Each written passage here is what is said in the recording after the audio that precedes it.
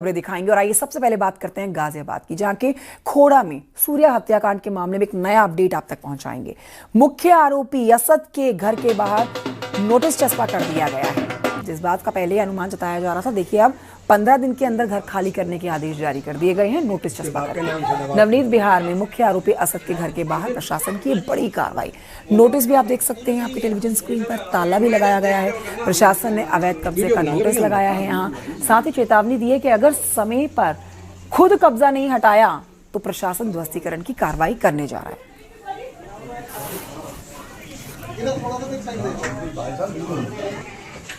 तुम्हारा हो गया क्यों हो गया?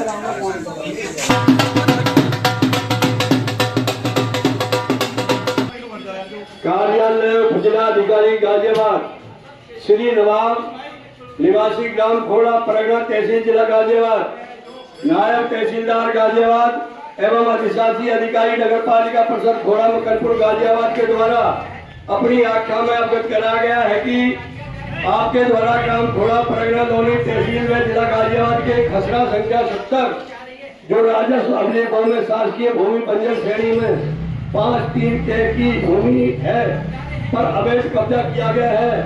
अतएव आपको अनुसार ग्राम खोड़ा परगना तहसील लोनी जिला गाजियाबाद के खसरा संख्या 70 कार्यालय जिलाधिकारी गाजियाबाद श्री नवाब निवासी ग्राम खोड़ा परगना तहसील जिला गाजियाबाद, नायब तहसीलदार गाजियाबाद एवं अधिशासी अधिकारी नगर पालिका परिषद खोड़ा मकनपुर गाजियाबाद के द्वारा अपनी आख्या में अवगत कराया गया है कि आपके द्वारा ग्राम खोड़ा परगना लोनी तहसील में जिला गाजियाबाद के खसरा संख्या 70।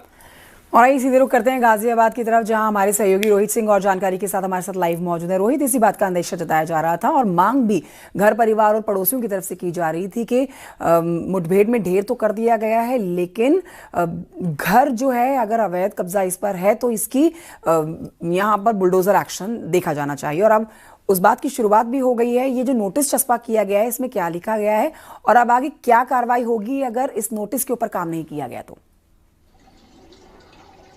बिल्कुल, देखिए जिस दिन से घटनाक्रम हुआ था उसी दिन से जो पीड़ित परिवार है उसकी लगातार यही मांग चल रही थी, एनकाउंटर और बुलडोजर एक्शन। तो धीरे धीरे जो प्रशासन है इसमें आगे बढ़ा है और जो मुख्य आरोपी था असद, उसका एनकाउंटर कर दिया गया था। और जो उसका एक घर है पुराना, हम आपको तस्वीरों में दिखा देते हैं, ये असद का पुराना घर है जहाँ बताया जाता है कि 8 महीने पहले रहता था। आज जिला प्रशासन यानी तहसीलदार यहाँ पर पहुँचते हैं और यहाँ पर नोटिस चस्पा करते हैं। वहाँ पर ढोल बजाया जाता है, स्कूल बजाया जाता है। इसमें दिखाया जाता है, इस नोटिस में लिखा हुआ है कि नायब तहसीलदार जो जिलाधिकारी के माध्यम से लगाया गया है, नायब तहसीलदार गाजियाबाद शासी अधिकारी नगर पालिका परिषद आख्या में अवगत कराया गया है कि ये जो खोड़ा परगना में तहसील में है जिला गाजियाबाद में संख्या जो है राजस्व भूमि बंजर श्रेणी में आती है, यानी अवैध कब्जा है। 15 के अंदर इस अवैध कब्जे को आप हटा ले, अन्यथा इस स्थिति में वैधानिक कार्रवाई करते हुए स्वयं ही हटा लिया जाएगा। यहाँ पर प्रशासन की टीम पहुंचती हो जाती है। इस घर पर ताला लटका हुआ है। आपको ये भी जानकारी दे दें, नवाब है ये मकान के नाम पर है और इस मामले में नवाब भी जेल में है। जो असद के पिता है, जो मुख्य आरोपी असद था, उसका एनकाउंटर कर दिया गया था। 8 महीने पहले मकान बेच दिया गया था। हालांकि ये जांच का भी ये प्रशासन की तरफ से जांच की जाएगी, क्या ये मकान बेच दिया था या नहीं बेच दिया था, ये मकान बेच दिया था या नहीं बेच दिया था। कई ऐसे दस्तावेज होते हैं जो अभी भी वो नवाब के नाम पर ही होते हैं, जैसे नगर पालिका। हम यही के लोगों से बात कर लेते हैं। ये मकान असद कब रहता था यहाँ? ये 7-8 महीने पहले था। 7-8 महीने पहले। जब से यहाँ कोई रह रहा है, बंद पड़ा है? इसमें कोई किराएदार रह रहा है। किराएदार रह रहा है। क्या ये मकान नवाब के नाम पर है या किसी को बेच दिया था, ऐसा बताया जा रहा है? हाँ, ये सुनने में आया है कि 4-5-6 महीने पहले मकान बेच 4-5-6 महीने पहले मकान बेच दिया था। हालांकि ये जांच करेगी प्रशासन। हाँ, ये नहीं पता इसकी रजिस्ट्री हुई कि नहीं। पहले रहता था सर यहाँ परिवार के साथ? परिवार के अब यहाँ नहीं रहता ना।